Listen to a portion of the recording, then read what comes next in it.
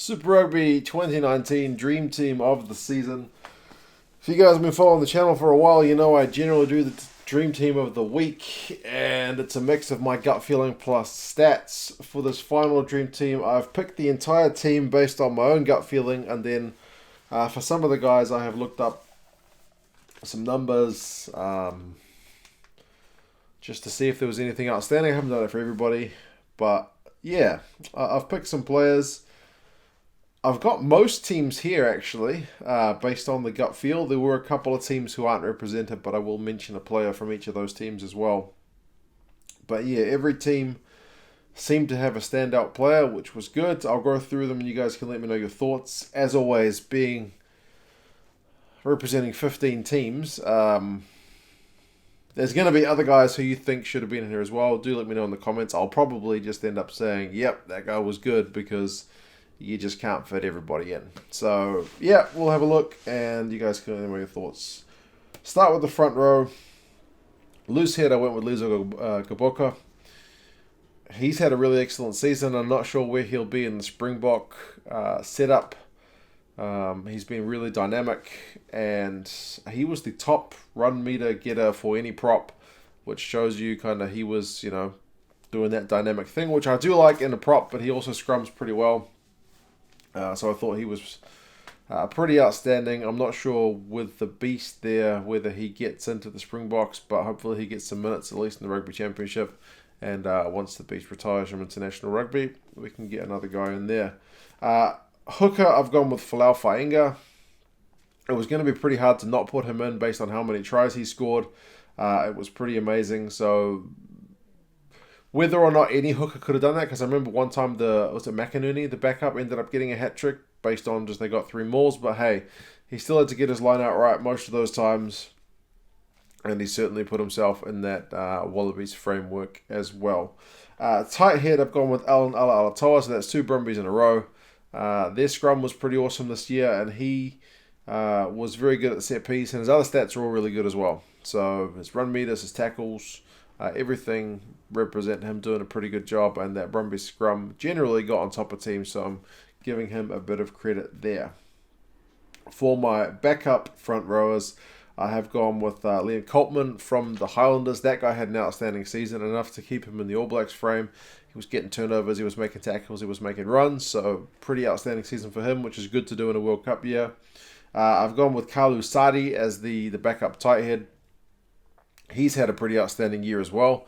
He was definitely getting on top of people with the Lions having lost a few props overseas last year. He stepped up to that frame, and I've also gone with Stephen Kitsoff from the Stormers, so another South African loose head. Solid. He'll be in the World Cup, no doubt, so experienced captain the side at times as well. So, yep, those are the front rowers. Second row, I have gone with Guido Petty. That guy was just the absolute king of line-out steals. He's also very good around the park. So very dangerous man to have when it's line-out time. He will steal the ball off you if you get anything wrong, and sometimes even if you get it right. The other guy I've gone with is Arthur Snyman from the Bulls. So the hands on that guy are just phenomenal. Like, he is often setting up plays the same way as number 10 should be, and he's in the second row. So he's going to be a big loss for Super Rugby next year, but at least we got to see him in action this year. Backup lock, I've gone with Kremer from the Jaguares. He played flanker and he played lock as well. I've put him in here as a lock. Just a big ball carrier, huge tackler. I think in the Super Rugby final, he was the Jaguares' best tackler, although he was playing in the back row for that one, but still, the guy is an outstanding talent and had a very big season. Back row, I've gone with Pablo Matera at number 6. It's another Jaguares player. That guy was just phenomenal. His skills, kind of like Snyman, he can offload when it seems very improbable that he can offload. He can kick. The guy would put kicks through at times as well, and he tackles like a demon. He gets run meters like crazy. He is the all-round package. I believe he's playing in Super Rugby next year, but going off abroad after that.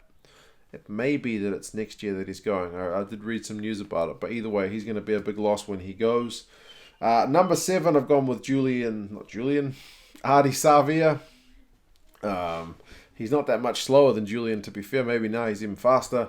Turnover king this year. He was a massive for the turnovers. And again, dynamic ball player. They played him at 7 and at 8, so they kind of switched him around. I'm putting here at 7, especially with those turnovers. But, he can move around a bit. And likewise, can this guy, number 8, have gone with Quokka Smith. Not only was he a tackling machine, but he scored a lot of points for a back rower. So he's in the Springboks frame. He may end up getting cut because he is a bit small for a guy in his position, but he certainly had an outstanding season. A lot of people say he's kind of good for a Barbars match, but not for a test match. I guess we need to see him get a bit more time in the Springbok jersey before we'll know. Will he get that? I guess we wait and see. Back rower, I went with Daniel Dupria from the Sharks. He did a bit of everything as well. His stats are good all round across the board. Tackling, offloading, getting line meters. He's just unfortunate in the South African setup. There's a lot of depth there. So in a Sharks team that didn't do that hot this season, I thought he was still one of their better players when he came back. Into the backs, number 9, I've gone with Brad Weber. Now that Chiefs team was pretty bad at times, but he was pretty good throughout the season to the point where the All Blacks have recalled him. He got tries. He showed some serious gas, ran support lines, passed very well, so he was in really excellent form. His backup, I've gone with TJ Perenara. So that's 2 Kiwi number 9s. Like I've gone with a fair few South African props, but for 9s, I've gone with the Kiwis. So I think Weber, Perenara, Aaron Smith, they're all in the All Blacks frame. All having pretty good seasons. Weber, especially to force his way back into the All Blacks setup. Perenara, to at least make us think about that conversation, is he ahead of Smith? Either way, both those guys very good. Number 10 was a tough one, but I've gone with Handré Pollard. If you think about 10s who have the most effect on their team, I think it's probably him. Like the Bulls really build themselves around him, and they don't look the same when he's not playing. He kicked a ton of points. He punished teams with that boot of his. Set up tries as well. Ran the team very well. Occasionally moved out to 12. He was injured for a little bit, and Libbok had to play. And Libbok's okay, but they still didn't look quite the same. So Pollard in there at 10. Back up for him, I have gone with Mo'unga from the Crusaders. He plays for a better team, but he still has to do a big job, and he certainly does that. Kicked a bunch of points in that Super Rugby final as well to keep the Crusaders into their 3rd straight title. The guy takes a lot of that work on himself as well. It's not just about the team. He is playing behind an All Black 4-pack, I know, but he also has to bring his A game, and he does that pretty regularly, so I've gone with him as the backup. Midfield, I've gone with Samu Karevi at number 12. Number 1 tackle buster in the comp. He has heaps of stats which are amazing. His offloading, his tackle busting, his run meters, it's all fantastic. His missed tackles are a bit high, but overall the guy adds a lot to that side. The Reds are going to miss him next year. 13, I've gone with a kind of left field one. I've gone with Rob Thompson from the Highlanders. I think he is a far underrated player. He is very good across the board as well. Set up a lot of play for them. He doesn't get the same talk about him as some of the other midfielders do. He's kind of a specialist 13 for the most part this season. So set up some magic tries as well. I think he's a top player who in other countries may be getting some international minutes, but not here in New Zealand. And back up, I've gone with Anton Leonard-Brown. That guy had a phenomenal season as well. How he is not in at 12 or 13 kind of is a miracle. Offloading king as well. Again, in a Chiefs team that wasn't doing that good, him and Weber were often the only ones kind of keeping the team afloat. Outside backs, left wing I've gone with Samisi Masarewa from the Sunwolves. Yes, a Sunwolves guy actually made it. He was the number 4 try scorer in the comp with 11 tries from a team that finished dead last, only won 2 games. He still managed to get 11 tries, so he was in good form. Right wing, I've gone with Sevu Reece. My daughter's crying, but he scored 15 tries, number 1 in the comp, so he really was excellent this season. Great enough to get him called up into the All Blacks. And 15, I've gone with Malani Nanai. I did manage to get a Blues player in there. He's the number 1 run meter getter in Super Rugby again from a team that finished 3rd from the bottom. I thought that was his best season. In a season where he's leaving the Blues, he's going abroad, I thought he put in his best shift. So disappointing for the Blues to have him going, but I guess them's the breaks. So yeah, those are my 23 players. What this side does if one of the back three gets injured, I'm not sure. I guess Moonga would probably have to go to fullback, so it would get a bit messy. But I really like these guys. I thought they played really well. As I said, there are definitely other guys. I don't think I had any Waratahs, and I thought Harry Johnson-Holmes came along pretty well on the loose head for them.